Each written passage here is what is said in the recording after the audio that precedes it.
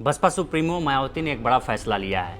इस फैसले के तहत मायावती ने अपने भतीजे आकाश आनंद को पार्टी के कोऑर्डिनेटर पद से हटा दिया है, यानी उनसे पार्टी से रिलेटेड सारे पद उनसे छीन लिए गए हैं।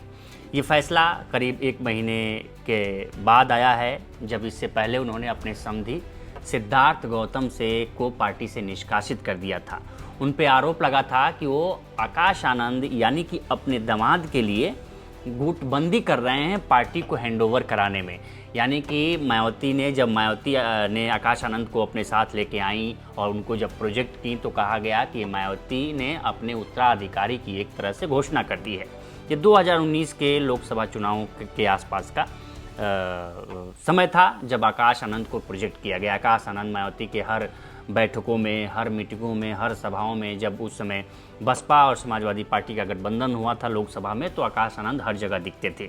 जब भी मायावती कोई बैठक करती थी तो उस वक्त चाहे किसी भी बड़े लीडर से बैठक कर रही हूँ, उस समय आकाश आनंद मौजूद रहते थे। ऐसे में कहा गया कि आकाश आनंद अगले मायावती के उत्तराधिकारी होंगे।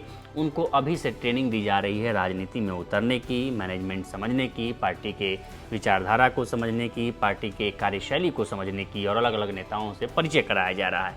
लेकिन अब वही आकाश आनंद को मायावती ने पार्टी के सभी पदों से यानी कोऑर्डिनेटर के पद से हटा दिया है। कोऑर्डिनेटर बनाए गए थे, पिछले साल भी उनको कोऑर्डिनेटर पद से हटा दिया गया था, लेकिन फिर से उनकी वापसी हुई थी, लेकिन अब फिर से उनको कोऑर्डिनेटर पद से हटा दिया गया है। उनके ससुर सिद्धार्थ गौतम को अभी पिछले महीने ही मायावती ने पार्टी से निष्कासित कर दिया था। आरोप लगा कि वो गुटबंदी कर रहे हैं, गोलबंदी कर रहे हैं पार्टी के खिलाफ और पार्टी अध्यक्ष के खिलाफ। लेकिन अब चूंकि ये भी कहा जा रहा है कि आज जो बैठक हुई है लखनऊ में, इस बैठक में आकाश आनंद को बुलाया गया था अपनी बात रखने के लिए, लेकिन आकाश आनंद नहीं पहुंचे। ये सबसे बड़ी वजह रही उनको पार्टी से निकालने की।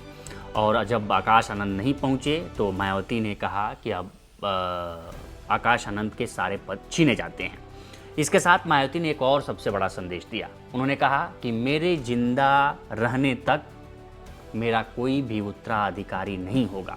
रिश्ते नाते अपनी जगह हैं, भाई भतीजावाद अपनी जगह है, लेकिन मैं जब तक जिंदा रहूंगी तब तक मैं पार्टी के लिए काम करती रहूंगी और मेरा कोई भी उत्तराधिकारी नहीं होगा। ये पार्टी एक मूवमेंट है और मैं इसको चलाती रहूंगी अपने मरते दम तक, जिसको लेकर पार्टी के पदाधिकारियों ने इसका स्वागत किया। चूँकि आज बैठक हुई है लखनऊ में, पार्टी बीएसपी के सारे कोऑर्डिनेटर्स आए थे, सारे पदाधिकारी आए थे। उन पदाधिकारियों के बीच 2 नेशनल कोऑर्डिनेटर की घोषणा भी की गई। जब ये पद छीना गया, नेशनल कोऑर्डिनेटर के पद से आकाश आनंद के पद को छीना गया, तो 2 नेशनल कोऑर्डिनेटर बनाए गए। इसमें सबसे जो बड़ा नाम है वो आकाश आनंद के पिता आनंद कुमार का है। आनंद कुमार बीएसपी के राष्ट्रीय उपाध्यक्ष हैं और मायावती के भाई हैं। उनको नेशनल कोऑर्डिनेटर की जिम्मेदारी दी गई है। इसके साथ रामजी गौतम को भी, वो यूपी से राज्यसभा सांसद हैं बीएसपी से, उनको भी नेशनल कोऑर्डिनेटर बनाया गया है।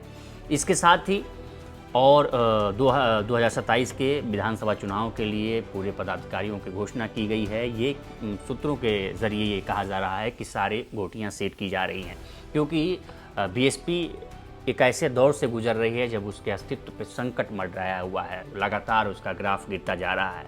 अब बीएसपी वहाँ सबसे ज़्यादा नीचे हो गई है जहाँ वो मजबूत मानी जाती थी। यूपी में बीएसपी का ग्राफ काफ़ी नीचे जा चुका है। अभी फ़िलहाल बीएसपी 403 विधायकों में से एक विधायक सिर्फ मायावती का है, यानी बीएसपी का एक विधायक हैं उमाशंकर सिंह, जो बलिया के रसड़ा विधानसभा से आते हैं। वो तीसरी बार विधानसभा पहुंचे हैं, इकलौते विधायक हैं। वहीं विधान सदन के बीएसपी के नेता भी हैं और सब कुछ वही है।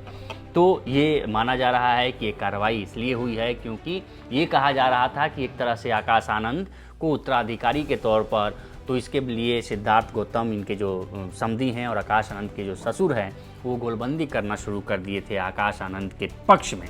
तब बड़े नेताओं ने ये बात मायावती तक पहुंचाई थी। तब मायावती ने एक्शन लिया। सबसे पहले अपने समधी को पार्टी से बाहर का रास्ता दिखाया, उसके बाद से अब भतीजे को पार्टी के सारे पदों से छीन लिया है। इसके साथ ये भी संदेश दिया है कि मेरे जिंदा रहते तक कोई पार्टी का उत्तराधिकारी नहीं होगा।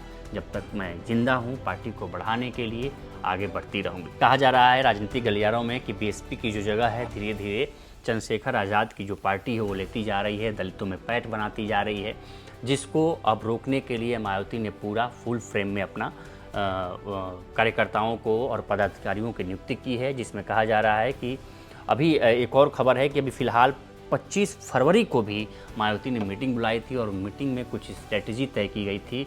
उसके तहत जो कहा गया था कि इसमें से 403 विधानसभाओं में जो 2027 में इलेक्शन होने हैं, उन 403 विधानसभाओं में 2-2 प्रभारी नियुक्त कर दिए गए हैं। इसके अलावा पूरे मंडल और ज़िलों को लेकर 1028 प्रभारी नियुक्त किए गए हैं, जो 2027 में पार्टी को मजबूत करने के लिए ज़मीनी स्तर पर काम करेंगे। और इसके अलावा ये भी कहा जा रहा है कि बिहार का जो विधानसभा होने वाला है, वहाँ भी पार्टी सभी विधानसभा सीटों पर चुनाव लड़ेगी। लेकिन इस वक्त जो सबसे बड़ी खबर है वो ये है कि मायावती ने अपने भतीजे को सारे पद उनसे छीन लिए हैं और अपने ससुर को पिछले महीने पार्टी से निष्कासित कर दिया है। अब जो नया पदाधिकारी बने हैं, जो 2 नेशनल कोऑर्डिनेटर बनाए गए हैं, उनके भाई आनंद कुमार और बीएसपी सांसद, राज्यसभा से सांसद रामजी गौतम, और इसके अलावा जो पदाधिकारी नियुक्त किए गए हैं मंडल से लेकर जिले स्तर तक 1028 प्रभारी नियुक्त किए गए हैं और 403 विधानसभाओं में 2-2 प्रभारियों को नियुक्त किया गया है। अब देखते हैं कि आखिर बीएसपी इन अपनी स्ट्रेटजी से किस तरह से 2027 में उभर कर सामने आती है। तो इस वीडियो में इतना ही। इस पर आपकी क्या राय है हमें कमेंट कर सेक्शन में ज़रूर बताएं। बाकी देश दुनिया की तमाम खबरों के लिए बने रहे लोकमत इंडिया के साथ। नमस्कार।